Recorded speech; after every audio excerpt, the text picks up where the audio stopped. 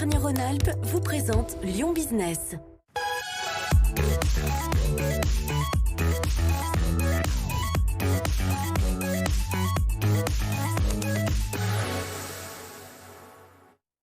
Lyon Business, votre magazine le mardi sur BFM Lyon. Bienvenue cette semaine, on va s'intéresser à la réparabilité avec notre invité Cédric Veil, directeur de SEB International Service. Bonsoir.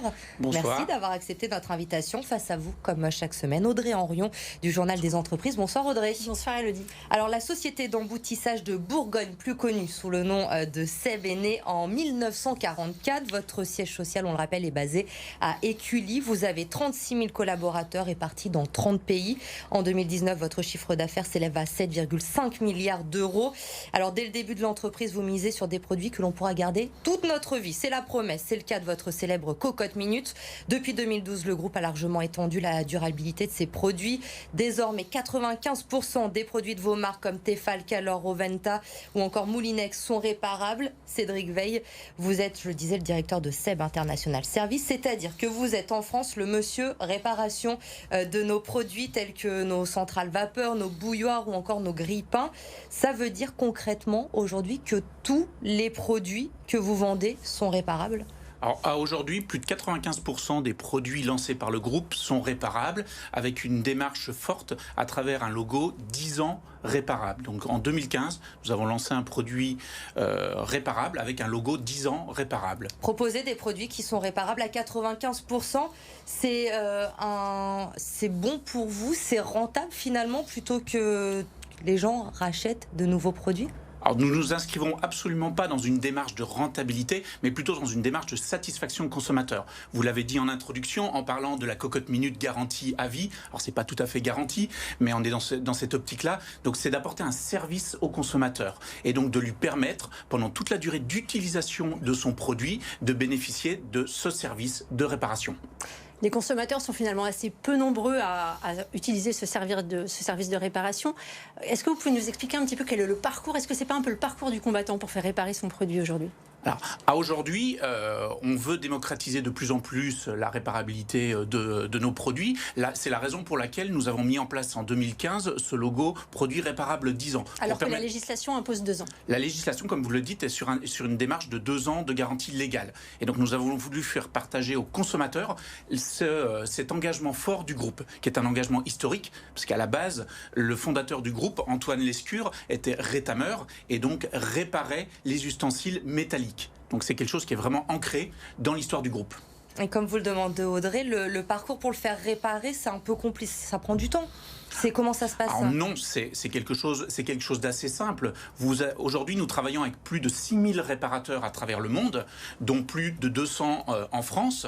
Nous en avons dans toutes les villes en France, et il vous suffit d'apporter votre produit auprès d'un de ces réparateurs pour vous le faire réparer. Alors récemment, vous avez lancé un nouveau forfait pour faire réparer nos objets chez vous. Comment fonctionne ce service ?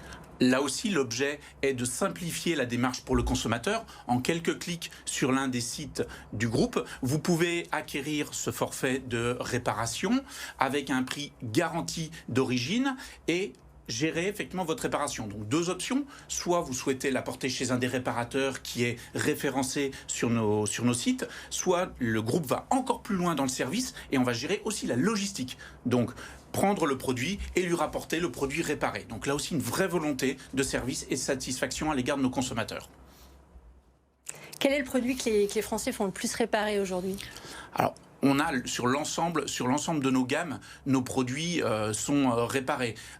Vous répondre comme ça du tac au tac serait assez difficile. Ça va dépendre aussi du nombre de produits qui ont été achetés par les consommateurs. Donc on va retrouver des produits plutôt phares qui sont type des machines full automatiques, des aspirateurs aussi. On va trouver une gamme très large. Mais par rapport à ces réparations, est-ce que vous constatez que les clients vont peut-être plus réparer du gros électroménager? On sait aujourd'hui que la concurrence est là, il y a beaucoup de discounters sur le marché aussi. On peut avoir du petit électroménager à moindre coût. Est-ce que vraiment ça vaut le coup aujourd'hui d'aller réparer ces produits? L'engagement du groupe SEB au travers ce logo 10 ans réparable est de pouvoir bénéficier d'une réparation économique quel que soit le prix du produit. Donc qu'un produit soit vendu 30 € au consommateur ou plusieurs centaines d'euros au consommateur, l'engagement du groupe est le même. disponibilité des pièces pendant 10 ans, une accessibilité en termes de réparation et aussi une simplicité de réparation. Donc l'engagement est le même, quel que soit le prix du produit. Alors ça, c'est à l'échelle du consommateur. À l'échelle du groupe, l'enjeu pour SEB, c'est aussi de diminuer le volume de déchets. On sait que le volume de déchets d'électroménager dans le monde chaque année, c'est 25 millions de tonnes de déchets. Vous y prenez largement votre part. Il y a aussi un enjeu pour vous d'image, de ce qu'on appelle la RSE, la responsabilité sociale et environnementale de l'entreprise, parce que tout ça vous coûte de l'argent finalement.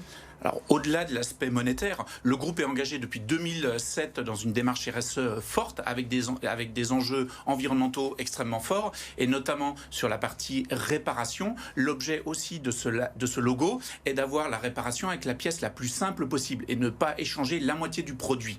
Donc là aussi de réduire l'empreinte environnementale en changeant la pièce la plus simple possible. Le groupe SEB est le champion de l'innovation. Vous sortez à peu près 100 nouveaux produits chaque année. Est-ce que vous êtes en train de réfléchir à ce qui pourrait encore accélérer la réparabilité et la durée de vie des objets de l'électroménager? Alors, à aujourd'hui, on a une démarche qui est assez poussée. 3D, on pourrait imprimer en 3D chez soi ces petites pièces détachées. Tout à fait. Aujourd'hui, on a déjà une démarche assez poussée, comme vous l'avez souligné, avec la possibilité de faire réparer pendant 10 ans. On travaille effectivement à des schémas d'impression 3D pour permettre effectivement de continuer à proposer des pièces qui ne pourraient plus être proposées auparavant. Donc aujourd'hui, nous avons des aspirateurs, par exemple, qui ne sont plus commercialisés depuis 20 ans et nous continuons à fournir ce service. Selon vos propres chiffres, les activités du groupe SEB, c'est un document qui est lisible sur votre site internet, génèrent une empreinte carbone qui correspond aux émissions annuelles de la ville de Paris.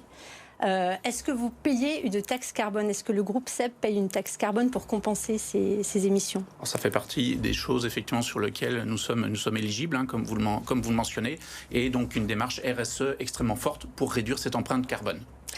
Beaucoup d'industries, notamment l'industrie du jouet, cherchent à initier la réparabilité de leurs produits parce qu'eux aussi génèrent beaucoup de déchets.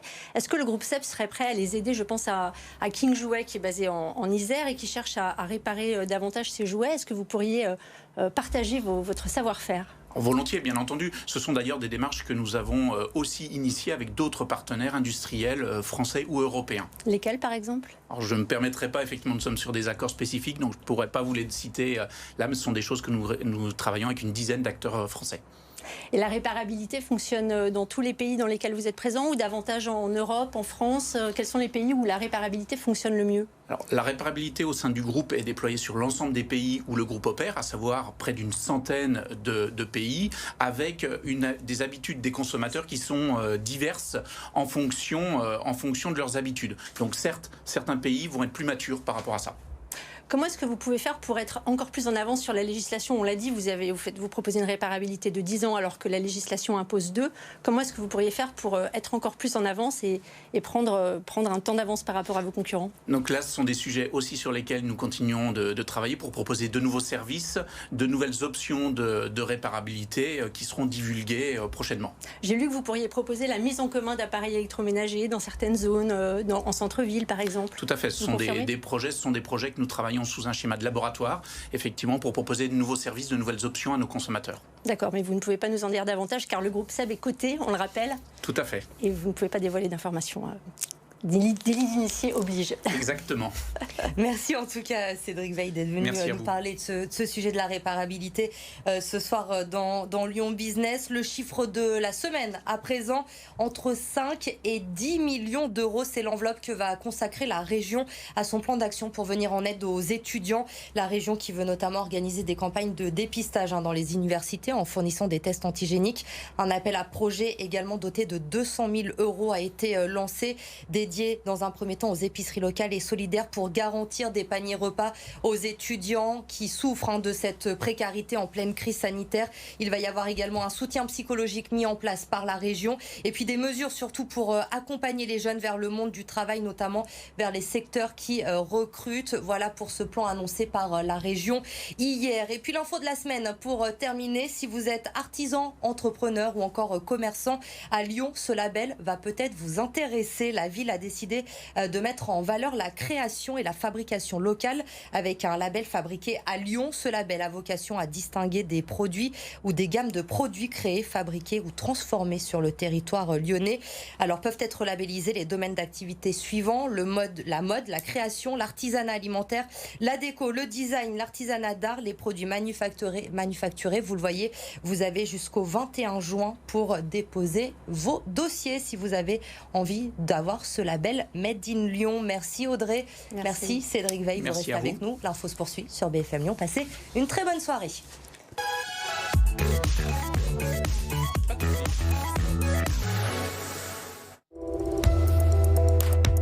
La région Auvergne-Rhône-Alpes vous a présenté Lyon Business.